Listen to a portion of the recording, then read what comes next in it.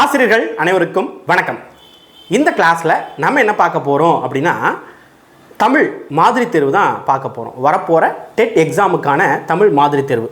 இதில் ஒரு 30 கேள்விகள் வந்துருக்கு. இந்த 30 கேள்விகளுமே பழைய வினாக்கள் தான். ஸோ உங்களுக்கு இதில் எத்தனை கேள்விகள் தெரியுது அப்படிங்கிறத அப்படியே கவனமாக நீங்கள் என்ன பண்ணுங்கள் அப்படின்னா நோட் பண்ணுங்கள். எத்தனை கேள்விகள் தெரியலை அப்படிங்கிறத நோட் பண்ணுங்கள். கடைசியாக நம்மளுக்கு வந்து என்ன பண்ணுங்க அப்படின்னா கமெண்ட் வந்து பண்ணுங்கள். சரியா? நம்ம கிளாஸ்க்குள்ளே வந்து போகலாம். அதே மாதிரி நிறைய விஷயங்கள் தெரிஞ்சுக்கோங்க. கேள்வி பொறுத்த வரைக்கும் என்ன அப்படின்னா தமிழை பொறுத்த வரைக்கும் 30 கேள்விகளுக்கு கண்டிப்பாக 25 கேள்விகளுக்கு மேலே ஈஸியாக வந்து அடிக்கலாம். நம்மளுக்கு அந்த அளவுக்கு தான் சிலபஸ் வந்து இருக்குது. ஓகேவா? ரைட், பார்க்கலாமா? முதல் கேள்வி வந்து பாருங்கள். கீழ் வருவனவற்றுள் ஒற்றுப்பிழை உள்ள சொற்றொடரை காண்க அப்படின்னு சொல்லி கொடுத்துருக்காங்க. ஒற்றுப்பிழை. ஒற்றுப்பிழைனா என்ன அப்படின்னா மெய். சரியா? அதாவது வல்லினம் மிகுற இடம் வந்து கொடுத்துருக்காங்க. இதில் எது வந்து தப்பு அப்படின்னு சொல்லி கேட்டிருக்காங்க. அதாவது ஒற்றுப்பிழைனா தப்பு அப்படின்னு சொல்லி கேட்டிருக்காங்க. இப்போ நம்ம எது தப்புன்னு சொல்லி பார்த்துலாமா? ஃபஸ்ட்டு பாருங்கள், தாய் தமிழ். தாய் தமிழ் சரியா அப்படின்னு கேட்டால் சரிதான். தாய்க்கு அப்புறம் இத்து வந்து வரணும். ஸோ தாய் தமிழ் அப்படிங்கிறது சரி. அடுத்து வந்து பாருங்கள், வெற்றிலை பாக்கு. ஆக்சுவலாக இந்த வெற்றிலை பாக்கு இது சரியா அப்படின்னு கேட்டால் தவறு. ஏன் அப்படின்னா வெற்றிலைக்கு அப்புறம் இந்த வல்லினமான இந்த இப்பு வந்து மிகக்கூடாது. ஏன் மிகக்கூடாது அப்படின்னா இந்த வெற்றிலை பாக்கு அப்படிங்கிறது உம்மை தொகை. உம்மை தொகை. உம்மை தொகைனா என்ன? வெற்றிலையும் பாக்கும். இந்த வந்து மறைஞ்சு வருது. அதனால் இது என்ன சொல்லுவாங்கன்னா உம்மை தொகை அப்படின்னு சொல்லுவாங்க. உம்மை தொகை இருக்கிற இந்த சொல்ல வந்து பார்த்திங்க அப்படின்னா வல்லினம் மிகாது. ஆனால் இங்கே என்ன பண்ணியிருக்காங்க? இப்பு வந்து சேர்த்து கொடுத்துருக்காங்க. அதனால் இது தப்பு. 8 புத்தகம் ரைட்டு தான். எழுதா பாடல் ரைட்டு தான். அதாவது 8 புத்தகம் அப்படிங்கிறது அதாவது 8, 10 எண்ணு பெயர்களில் 8க்கு அடுத்து 10க்கு அடுத்து மட்டும்தான் வல்லினம் வந்து மிகும். மற்ற எந்த எண்ணு பெயர்களையும் வல்லினம் வந்து மிகாது. அதே மாதிரி எழுதா பாடல் அப்படிங்கிறது வந்து பார்த்திங்கன்னா இந்த எழுதா பாடல் அப்படிங்கிறது இலக்கண குறிப்பு அடிப்படையில் ஈறுகட்ட எதிர்மறை பெயரெச்சம். ஈறுகட்ட எதிர்மறை பெயரெச்சம். ஈறுகட்ட எதிர்மறை பெயரெச்சில் வல்லினம் மிகுமா மிகாதா அப்படின்னு கேட்டால் வல்லினம் மிகும். அப்போ இது சரியான ஒன்று தான். அப்போ சரியான விடை என்ன அப்படின்னா வெற்றிலை பாக்கு அப்படிங்கிறது தான். ஓகேவா? ரைட். அப்போ முதல் கேள்விக்கு நம்ம ஒரு கேள்வி தான் பார்க்க போகிறோம். ஆனால் அதில் வேறு ஏதாவது நம்ம கேள்வி இருந்துச்சு அப்படின்னா அதையும் நம்ம வந்து பார்த்துடலாம். அடுத்த கேள்வி வந்து பாருங்கள். சொல்லின் இடையிலும் இறுதியிலும் வராதது எது? கேள்வியை நல்லா பார்க்கணும். சொல்லின் இடையிலும் இறுதியிலும் வராதது கேள்வியை வந்து பாருங்கள். நம்ம என்ன நினச்சிருவோம் அப்படின்னா வருவது அப்படின்னு நினச்சிட்டு டக்குன்னு வந்து அடிச்சிடும். ஆனால் அவன் என்ன கேள்வி கேட்டிருக்கான்? வராதது அப்படின்னு சொல்லி கேட்டிருக்கான். வராதது என்ன அப்படின்னா ஔகாரம் மட்டும்தான் சொல்லுக்கு இடையிலும் இறுதியிலும் வராது. ஔகாரம் சொல்லுக்கு முதல்ல மட்டும்தான் வரும். சரியா? ஐகாரம் பொறுத்த வரைக்கும் என்ன அப்படின்னா சொல்லுக்கு முதல்ல வரும், இடையில் வரும், கடையிலையும் வரும். கடை மீன்ஸ் என்னம்னா கடைசி. அடுத்த வந்து பாருங்கள், ஆயுதம். ஆயுதம் பொறுத்த வரைக்கும் என்ன அப்படின்னா சொல்லுக்கு நடுவில் மட்டும்தான் வந்து வரும். சரியா? ரைட். அடுத்த கேள்வி வந்து பாருங்கள். பெருமைக்கும் ஏனை சிறுமைக்கும் தத்தம் கருமமே கட்டளைக்கல். இக்குறட்பாவில் பயின்று வந்துள்ள அணி என்ன? இந்த குறளை பார்த்த உடனே நம்ம வந்து என்ன பண்ணணும் அப்படின்னா மைண்ட் வந்து போயிடணும். இதுதான்டா ஆன்சர் அப்படின்னு சொல்லி போயிடணும். அப்போ நல்லா படிச்சிருக்கீங்கன்னு அர்த்தம். சரியா? பெருமைக்கும் ஏனை சிறுமைக்கும் தத்தம் கருமமே கட்டளைக்கல். இது பொறுத்த வரைக்கும் என்ன அப்படின்னா ஏகதேச உருவக அணி வந்து வரும். கண்டிப்பாக ஓமை அணி வராது. எடுத்துக்காட்டு ஓமை அணி வராது அப்படின்னு சொல்லி. ஏன்னா போல போன்ற அப்படிங்கிற ஓம உறுப்புகள் நம்மளுக்கு வந்து வரலை. அதாவது வெளிப்படையாகவோ மறைந்தோ வந்து வரலை. அற்று அப்படிங்கிற அந்த ஓம உறுப்பு எதுவும் வந்து வரலை. அதனால் நம்ம என்ன ஒன்று உருவகாணியாக இருக்கணும், இல்லைன்னா ஏகதேச உருவகாணியாக இருக்கணும். இங்கே உருவகாணி கிடையாது. ஏன் அப்படின்னா இங்கே வந்து பார்த்திங்கன்னா ஒரு விஷயத்தை மட்டும் நம்மளுக்கு வந்து உருவகப்படுத்திட்டு இன்னொரு விஷயத்தை உருவகப்படுத்தாமல் விட்டுருக்காங்க. அதனால் இது வந்து ஏகதேச உருவகாணி அப்படிங்கிறது. பெருமைக்கும் ஏனை சிறுமைக்கும் தத்தம் கருமமே கட்டளைக்கல் அப்படின்னு சொல்லிட்டு அதாவது இந்த தங்கத்தோட உரைகளை வச்சு நம்மளுக்கு வந்து உருவகப்படுத்தி காமிச்சிருப்பாங்க. சரியா? ரைட். அடுத்ததாக டேஷ் கய. டேஷ் கயனா அதுக்கு முன்னால் பாடல் வரி வந்து இருக்குது. கய கொடுங்கோர் கோவலர் பின்னின்று உயர்தர இன்னே வருகுவர் தாயார் என்போல் என்றும் நற்சொல் கேட்டதாக தலைவியிடம் கூறியவர் யார்? இந்த பாடல் பொறுத்த வரைக்கும் முல்லைப்பாட்டு அப்படிங்கிற ஒரு செய்யுளில் வந்து இருக்குது. முல்லைப்பாட்டு அப்படிங்கிற அதாவது நப்பூதனார் எழுதுனா ஒரு பாடல் அப்படின்னு சொல்லலாம். என்ன அப்படின்னா ஒரு பெண்டிர் வந்து பார்த்திங்கன்னா பெண்டிர்னா தலைவி அப்படின்னு வச்சுக்கலாம். தலைவி வந்து கவலையில் வந்து இருப்பாள். அந்த தலைவிட்ட வந்து எனக்கு வந்து விரிச்சொல் அதாவது நற்சொல் எனக்கு கேட்டதா என்ன பண்ணுவாங்க அப்படின்னா ஒருத்தவங்க வந்து சொல்லுவாங்க. யார் சொல்கிறாங்க அப்படின்னா முது பெண்டிர் சொல்லுவாங்க. யார் சொல்லுவா? முது பெண்டிர் சொல்லுவாங்க. சரியா? கவலைப்படாதம்மா, அதாவது கன்ற பிரிஞ்ச பசு மாதிரி என்ன பண்ணுவான் அப்படின்னு கேட்டால் உன்னை பார்க்க ஓடி வந்துடுவான் அப்படின்னு சொல்லி இவங்க வந்து சொல்லுவாங்க தலைவீட்டை. அடுத்ததாக சொல்லுக்காக தலை கொடுத்தவர் யார்? சொல்லுக்காக தலையே கொடுக்க துணிந்த வள்ளல் யார் அப்படின்னா குமண வள்ளல், குமணன். சரியா? ரைட். அடுத்த கேள்வி வந்து பாருங்கள், புறத்திணைகளில் மண்ணாசை காரணமாக மண்ணை கைப்பற்ற கருதி சூடும் பூவை கண்டறிக. எந்த பூ வந்து வரும்? புறத்திணைகள் பொறுத்த வரைக்கும் நம்மளுக்கு ஒரு 12 திணைகள் வந்து வரும். சரியா? ரொம்ப முக்கியமானது 10ஆம் வகுப்பில் வந்து இருக்கும். இதில் எந்த பூ வரும் அப்படின்னா வஞ்சிப்பூ அப்படிங்கிறது வரும். வஞ்சிப்பூவை தான் என்ன பண்ணுவாங்க அப்படின்னா மண்ணாசை கருதி என்ன பண்ணுவாங்க அப்படின்னா அந்த நாட்டை கைப்பற்றுறதுக்காக இவங்க வந்து போவாங்க. சரியா? அடுத்த கேள்வி வந்து பாருங்கள், மண்டல மதிய மன்ன மாசரு முகத்தினால் என்ற வரி வெளிப்படுத்தும் மெய்ப்பாடு என்ன? இந்த மெய்ப்பாடு பொறுத்த வரைக்கும் நம்மளுக்கு 11th வந்து கொடுத்துருப்பாங்க. இது 2023 கேட்டது, அதனால் பயப்படாதீங்க. சரியா? நம்மளுக்கு இப்படி கேட்டுருவாங்களா, 11th வந்து கேட்டுருவாங்களா அப்படின்னு பயப்படாதீங்க. மண்டல மதிய மன்ன மாசரு முகத்தினால். மாசரு அப்படின்னா குற்றமில்லாத முகத்தினால். மண்டல மதிய மன்ன அப்படின்னா அந்த நிலவு போல, சரியா, பிரகாசமாக வந்து இருக்குது. எப்போ நிலவு போல் பிரகாசமாக வந்து இருக்கும்? ஆக்சுவலாக இங்கே வந்து பார்த்திங்கன்னா தன்னோட மருமகனை வந்து மாமியார் வந்து பார்க்குற மாதிரி ஒரு கதை வந்து வந்திருக்கும். ஓகேவா?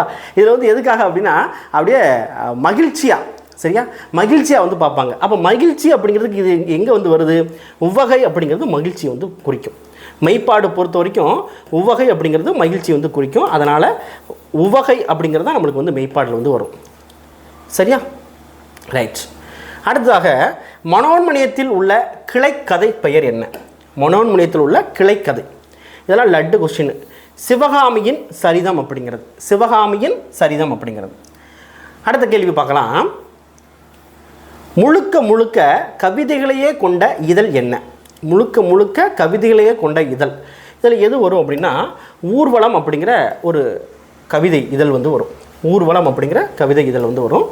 நம்மளுக்கு அஸ்பர் டெட் ஆன்சர் கீ அடிப்படையில் ஊர்வலம் அப்படிங்கிறது வரும். தம்மை ஒத்த அலைநீளத்தில் சிந்திப்பவர் என்று மேதகு அப்துல் கலாம் அவர்களால் பாராட்டப்பட்டவர் யார்? தம்மை ஒத்த அலைநீளத்தில் அறிவியல் ஆத்திச்சூடி அப்படிங்கிற ஒரு பாடம் வந்து இருக்கும். அந்த பாடத்தில் வந்து அழகாக கொடுத்துருப்பாங்க. நெல்லை சு முத்துவை வந்து சொல்லியிருப்பாங்க. நெல்லை சு முத்துவை நம்ம அப்துல் கலாம் வந்து சொல்லியிருப்பார். அடுத்த கேள்வி பார்க்கலாம். உளவு உலகிற்கு அச்சாணி என்று கூறும் நூல் என்ன? உளவு உலகிற்கு அச்சாணி எது சொல்லுது அப்படின்னா திருக்குறளை வந்து சொல்லும். இதெல்லாம் ஒரு பாடத்துக்கு இடையில வந்து கொடுத்துருப்பாங்க. திருக்குறள் வந்து சொல்லும். சரியா? திருக்குறள் அப்படிங்கிறது. அடுத்தது வந்து பாருங்கள், கையில் தனிச்சிலம்பும் கண்ணீரும் வையக்கோன் கண்டளவே தோற்றான் அக்காரியை தன் சொற்செவியில் உண்டளவே தோற்றான் உயிர். இது எங்கே வரும் அப்படின்னா சிலப்பதிகாரத்தில் வந்து வரும். சிலப்பதிகாரத்தை பொறுத்த வரைக்கும் என்ன அப்படின்னா இந்த கோவலன் கண்ணகி இருக்காங்க இல்லையா, கோவலன் வந்து இறந்த செய்தி கேட்டு நம்ம கண்ணகி வந்து பார்த்திங்க அப்படின்னா தலைவிரி கோலமாக தூசும் அழுக்கா வந்து என்ன பண்ணுவா அப்படின்னா அப்படியே வந்து ஓடி வருவாள். அப்போ அதை பார்த்து என்ன அவன் அப்படின்னா அந்த மன்னன் நெடுஞ்செழியன் பாண்டிய மன்னன் இருப்பாங்க இல்லையா, அவன் வந்து அப்போவே வந்து செத்து போவான் அப்படிங்கிற மாதிரி வந்து சொல்லியிருப்பாங்க. இதில் வந்து என்ன அணி வந்து பயின்றுள்ளது அப்படின்னா இதை வந்து இயல்பாக, சரியா, இயல்பாக நடக்கிற விஷயத்தை வந்து இங்கே வந்து சொல்லியிருப்பாங்க. அப்போ இயல்பு நவிர்ச்சியணி அப்படிங்கிறது இங்கே வந்து வரும். இங்கே இயல்பு நவிர்ச்சியணி ஆப்ஷனில் இருக்கா அப்படின்னு கேட்டால் கிடையாது. அப்போ இல்லையா அப்படின்னு கேட்டால் இயல்பு நவிர்ச்சியணிக்கு இன்னொரு பேர் என்ன சொல்லுவாங்கன்னா தன்மை நவிர்ச்சியணி அப்படின்னு சொல்லுவாங்க. என்ன சொல்லுவாங்க? தன்மை நவிர்ச்சியணி அப்படின்னு சொல்லுவாங்க. அப்போ இது வந்து தன்மை நவிர்ச்சியணி அப்படிங்கிறது உள்ளதை உள்ள மாதிரியே இயல்பாக வந்து சொல்லுது. அடுத்து வந்து பாருங்கள், நன்னூல் எத்தனை அதிகாரங்களாக பகுக்கப்பட்டுள்ளது? ரொம்ப ஈஸியான கேள்வி. நன்னூல் பொறுத்த வரைக்கும் எழுத்து சொல் அப்படின்னு 2 தான் பிரிக்கப்பட்டிருக்குது. எழுத்து சொல். அப்போ என்ன ஆன்சர் வரும் அப்படின்னா 2 அப்படிங்கிறது ஆன்சர். இதுவே நம்மளுக்கு தொல்காப்பியம் பொறுத்த வரைக்கும் என்ன அப்படின்னா எழுத்து சொல் பொருள் அப்படின்னு சொல்லி பிரிச்சிருப்பாங்க. இங்கே எழுத்து சொல் மட்டும்தான் வந்து வரும். சரியா? ரைட். வாழ்க்கை நடத்துவதற்கு பொருட்கள் பல வேண்டும், அரிசி காய்கனி முதலியவை வேண்டும் வேண்டும் வேண்டும் வேண்டும். இதில் யார் சொல்லியிருப்பாங்கன்னா மூவா வந்து சொல்லியிருப்பார். நகையும் உவகையும் கொள்ளும் டேஷ் பகையும் உளவோ பிற. இது வந்து ஒரு திருக்குறளை வந்து வரும். இது எதை பற்றி வரும் அப்படின்னா சினத்தை பற்றி வரும். சரியா? கோவத்தை பற்றி வரும். அப்போ சினத்தின் அப்படிங்கிறது தான் இங்கே வந்து சரியான விடையாக வந்து இருக்கும். சினத்தின் அப்படிங்கிறது. மின்னணு வாக்குப்பதிவு இயந்திரம் உருவாக்கும் பணிகளை முக்கிய பங்கு ஆற்றியவர் யார்? இதில் யார்? கண்டிப்பாக அப்துல் கலாம் வந்து வரமாட்டார். ராமானுஜர் கணிதம் சார்ந்த விஷயம், அதனால் இங்கே வந்து வரவே மாட்டார். சேஷன் பொறுத்த வரைக்கும், சேஷன்னா இங்கே நம்ம கேள்விப்பட்டதே இல்லை, வரமாட்டார். ரங்கராஜன், அதாவது சுஜாதா அப்படின்னு சொல்லக்கூடிய ரங்கராஜன் தான் இங்கே வந்து வருவார். ரங்கராஜன் தான் சரியான விடை. சரியா? அடுத்து வந்து பாருங்கள், கூற்று 1, அளபடையில் மட்டும் உயிர் எழுத்துக்கள் சொல்லின் இடையில் வரும். ஆமாம், அளபடையில் மட்டும்தான் உயிர் எழுத்துக்கள் சொல்லுக்கு இடையில் வந்து வரும், இல்லைனா இறுதியில் வந்து வரும். சரியா? அப்போ முதல் கூற்று வந்து பார்த்திங்கன்னா சரி. ரெண்டாவது கூற்று வந்து பாருங்கள், உயிர் எழுத்துக்கள் சொல்லின் முதலிலும் இறுதியிலும் வரும்.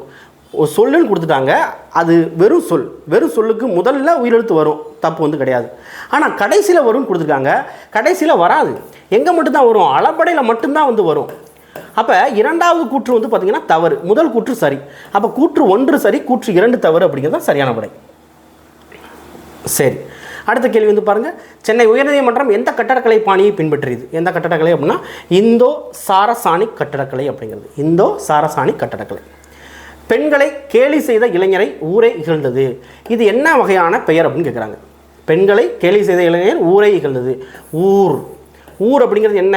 ஒரு இடம், இடத்தை குறிக்குது. அப்போ இது வந்து பார்த்திங்கன்னா இடவாகு பெயர். சரியா? இடவாகு பெயர். ஆப்ஷன் பி அப்படிங்கிறது சரியான விடை. அடுத்த கேள்வி வந்து பாருங்கள், 9ஆம் திருமுறையாக போற்றப்படுவது என்ன? மொத்தம் 12 திருமுறைகள் வந்து இருக்குது. அதில் 9ஆம் திருமுறை என்ன அப்படின்னு கேட்குறாங்க. நம்மளுக்கு 10ஆம் திருமுறை பொறுத்த வரைக்கும் திருமந்திரம் அப்படின்னு சொல்லி தெரியும். தேவாரம் பொறுத்த வரைக்கும் முதல்லையே வந்து வந்துடும், முதல் 7லேயே வந்து தேவாரம் வந்து வந்துடும். சரியா? திருவாசகம் பொறுத்த வரைக்கும் 8ஆவதுல வந்து வரும். அப்போ எதுவாக இருக்கும்? திருவிசைப்பா அப்படிங்கிறது தான் 9ஆவது திருமுறையில் வந்து வரும். திருவிசைப்பாவும் திருப்பல்லாண்டு அப்படின்னு சொல்லி வரும். இந்த 2 இது வந்து வரும், திருப்பல்லாண்டு அப்படின்னு சொல்லி சொல்லுவாங்க. எத்தனாவது? 9ஆவதுல வந்து வரும். சரியா? 12 திருமுறைகள். சரி, அடுத்த கேள்வி வந்து பாருங்கள், வள்ளியின் நிலைமையான் வள்ளுருவம் பெற்றம் புலியின் தோல் போர்த்து மேய்ந்தற்று. இக்குறப்பாவில் பயின்று வந்துள்ள அணி என்ன? பெற்றம்னா என்ன சொல்லுவாங்கன்னா பசு அப்படின்னு சொல்லுவாங்க. பசு புலியோட தோலை போர்த்திட்டு போகிற மாதிரி சொல்லியிருக்காங்க. பசு புலியோட தோலை போர்த்துட்டு போகுமா?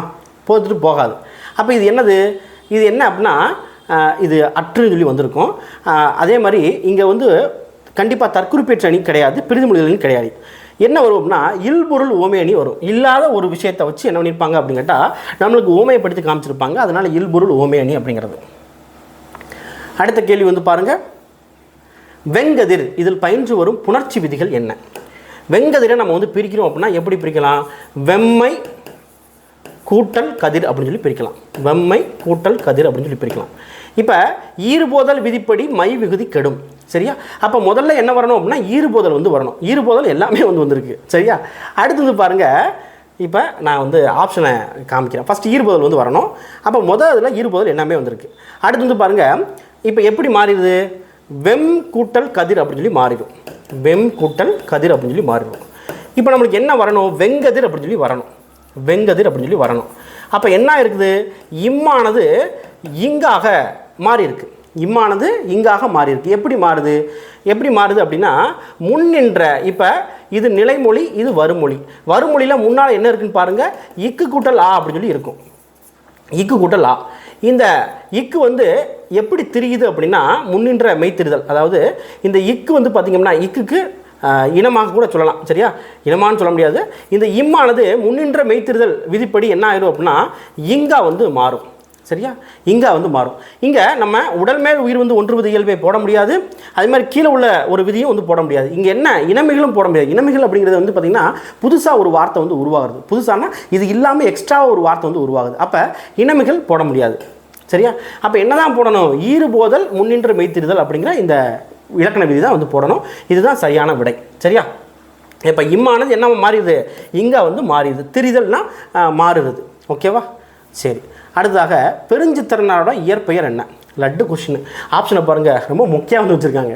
என்ன அப்படின்னா மாணிக்கம் அப்படிங்கிறத பெருஞ்சித்திரனாருக்கு வந்து இயற்பெயர் வந்து வரும்.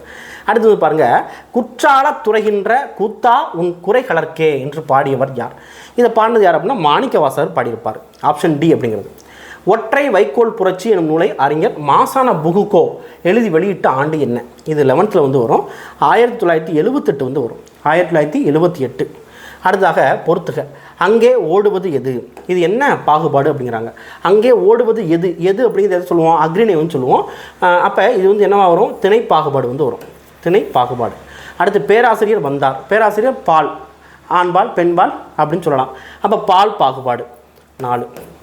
10 தேங்காய், 10 அப்படிங்கிறது பார்த்திங்கன்னா எண்ணு. ஸோ இங்கே வந்து எண் பாகுபாடு அப்படிங்கிறது வரும்.